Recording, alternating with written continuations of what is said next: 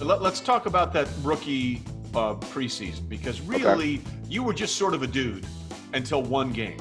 It was the third preseason game against the Jets. And before that game, Eli Manning had you over and you guys were playing catch somewhere, right? And you were just like some guy that was catching the ball from it. Everyone was like, oh, Eli Manning, Eli Manning.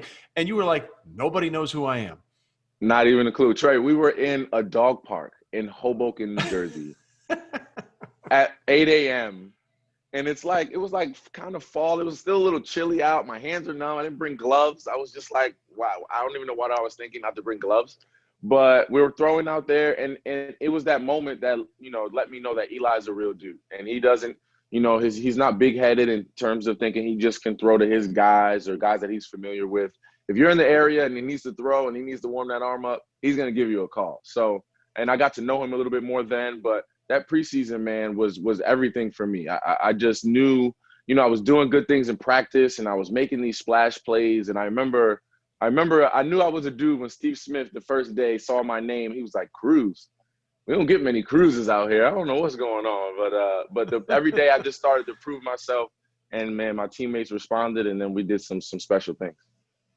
And then it all came into head in that week 3 game against the Jets where you scored 3 touchdown passes. At that point, did you have any idea that they were going to feature you that much in that game, or did it just sort of unfold as the game went along? It just kind of happened. I think as we started to game plan, I saw opportunities. As a player, you start to see how they're game planning. You start to understand like offense coordinators and how they kind of put these game plans together. And you're looking, I was like, oh, I mean, if they play this coverage, we can get that. That could work. Or if we get one-on-one here, I know he's coming to me type of thing. And then all those things just started to culminate as we started to play the game. And I was just answering the bell, catching the football, making things happen, and scoring touchdowns. Well, Rex Ryan, who was the head coach of the Jets at that time, had his comment was, I don't know who the half that guy was, but he better make the squad.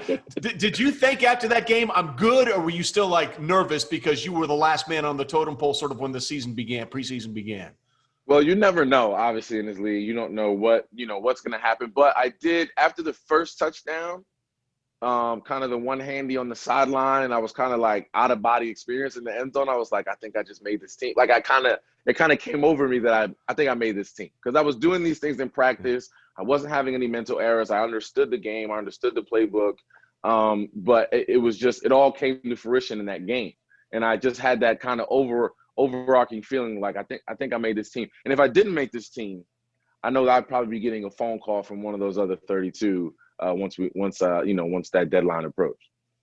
Okay, so how do you now do the mental gymnastics, right? Because in your mind you think, I got to make this team after making 3 touchdown catches in this one game.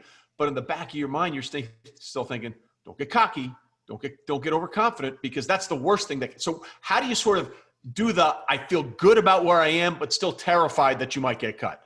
Well, it was that being terrified never left me. I mean, I think coming in as an undrafted free agent and understanding the road and how hard it is to get there, that feeling of being cut every year never left me. And it was what fueled me. I always wanted to be better. I always wanted to make sure I was at the top of my game whenever I was out there. And that's really, what drove me. But 2 things one was my family at home. Like, my mom didn't care. She didn't give a shit about any of this stuff. She's like, take out the garbage when you're here. Help me with the food in the kitchen, wash the dishes, wash anything you dirty, like things like that. So, and then in the locker room, I was fortunate enough to be drafted around guys like Justin Tuck, Brandon Jacobs, Ahmad Bradshaw. They don't care who I am. Like, okay, I had 3 touchdowns, but those guys have been there. They've already won a Super Bowl. So they're not looking at me coming in there being cocky. I knew my role on that team. And I think that's what made us great that year, was everyone knew their role and played their part to the highest of their ability. So you make the team, your rookie year's fine, but then your second year, you guys go to the Super Bowl, and it's against the Patriots.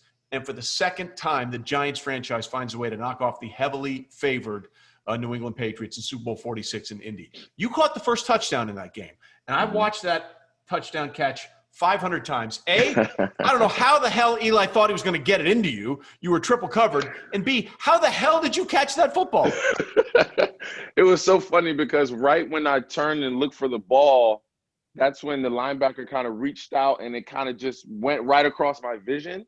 And I kind of grasped it a little early, and then I blinked. So I don't even know, like, we're in the Super Bowl, bro. You don't have no time to blink. Why are you blinking? Keep your eyes open all the time. But I blinked, And then I opened my eyes up again. The ball was right there, like a basketball almost. And I just snatched it. And then I looked down, I was in the end zone. And then I just started dancing. And it was just, and the best part of it that a lot of people don't know, in that end zone, my high school football coach and my godfather were about 5 rows up. And 2 guys No that have way. watched me play AAU basketball, like from when I was 10 years old, they've seen me play, all these sports. And to have them 5 rows up in the end zone of a Super Bowl, it just is just, you can't paint the picture any better than that. So listen, obviously there was, the injury to Gronk played a big part in that game, and the Hail Mary down the end, he couldn't even go up to get the ball.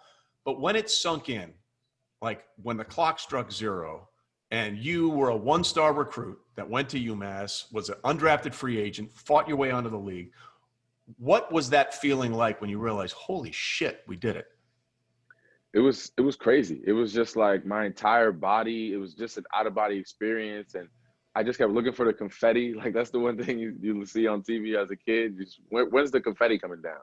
And then they popped it up there, and you just relish in that moment. And you think about the journey, right? Every time you reach the pinnacle like that, or you reach kind of that goal that you're looking to set for yourself, and you reach it, you kind of just look back and you have that time to reflect and say, man, I've accomplished something. And it's something that can't be taken away from you. I remember my first year in the league, Dominic Hickson said, man, you better rack up these things that they can't take away from you, because those are the things that are going to stick. Those are the stories that are going to matter. Those are the friendships and the relationships that I've made that are going to matter. And you just think about all of that. And I'm appreciative. I'm appreciative that I went through what I went through, because I think it brought me full circle and helped me appreciate where I am now so much more.